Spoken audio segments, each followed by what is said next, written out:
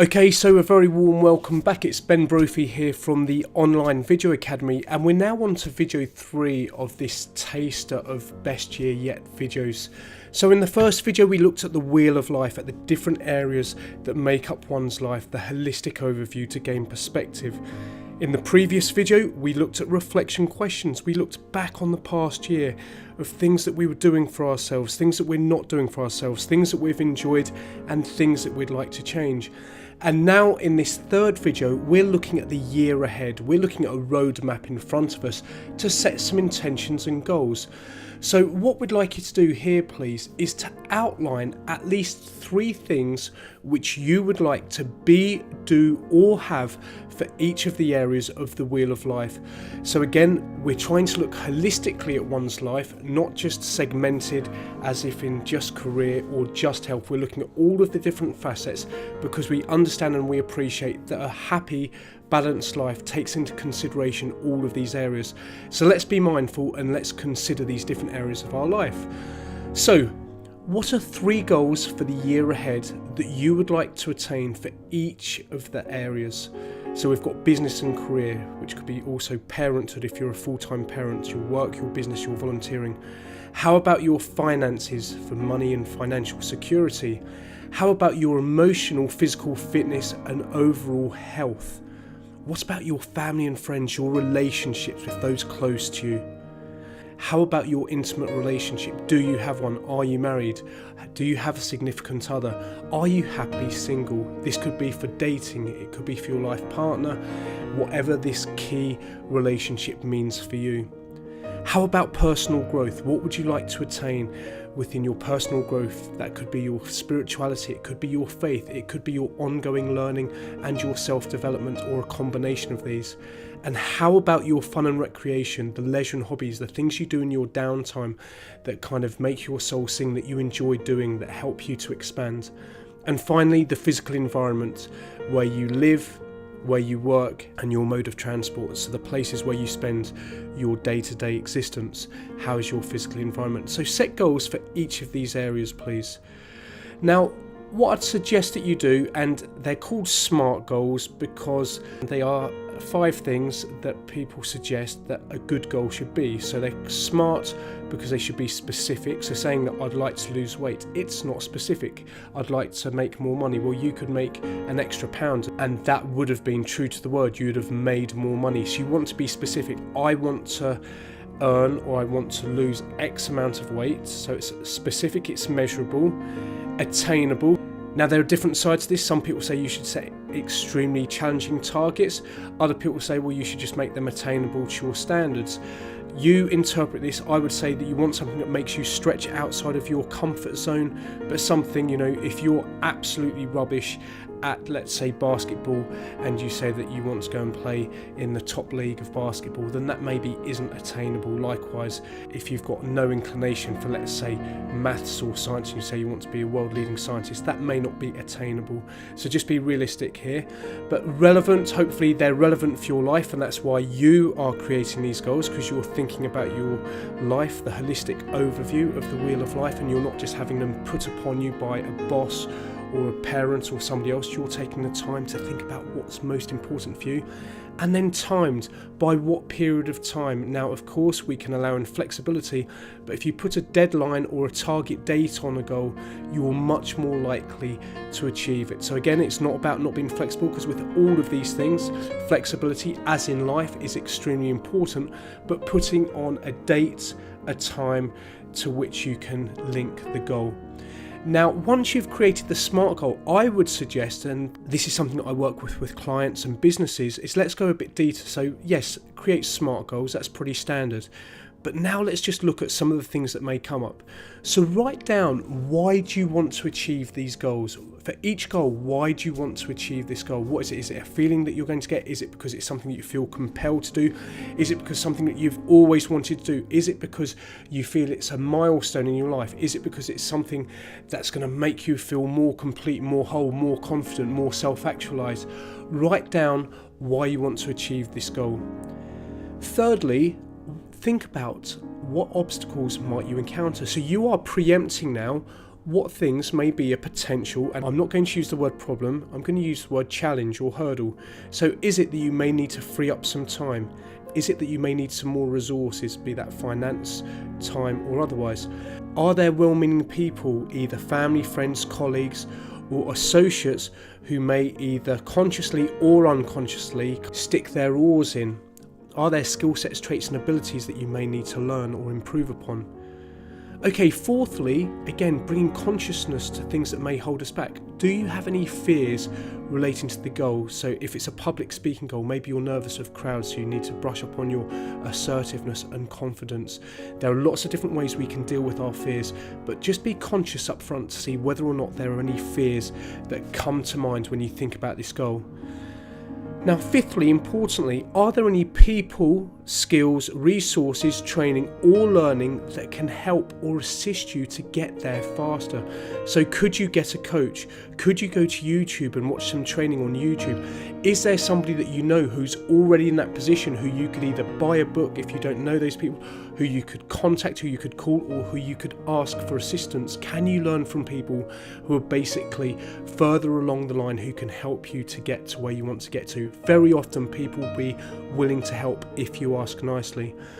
And sixthly, what can you do to make this happen? So can you write down your initial steps in your plan of action and be okay to adapt and to allow that plan to evolve and change as new context, new information, new skets evolve?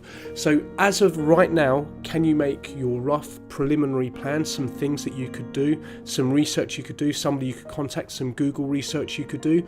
But of course, as with all plans and life, it's natural, it evolves, you need to be able to adapt and to change. So it's not totally set in stone, but this is just laying down some ideas to get you moving. And then very, very importantly is to actually take action and to begin. So to take at least one step towards your goal immediately, or at the very worst in the next 24 hours. And that could literally just be a phone call, it could be an email to somebody, it could just be a bit of research, it could be going looking at some images on Google Images to inspire you, creating a vision board. It could be just writing down your action plan and taking that first step.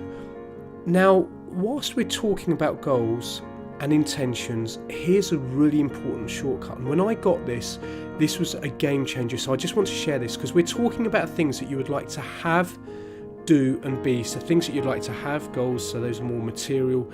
Maybe it's have the possession, clothes, the house, the car, the gimmicks, the toys, the accessories. Things that you'd like to do, so those are the adventures, places you'd like to go to. Okay, experiences you'd like to have, concerts you'd like to go to events, and then importantly, being. So how would you like to be day to day? How would you like to feel? Would you like to be confident, assertive, peaceful, happy, joyful, in love, loving, kind, compassionate, successful, abundant? So these are how you'd like to be as a person. Okay, so many people in life, because we've been conditioned, play the have, do, be game. When I have the promotion, then I'll feel confident. When I have the lovely partner, then I will be happy.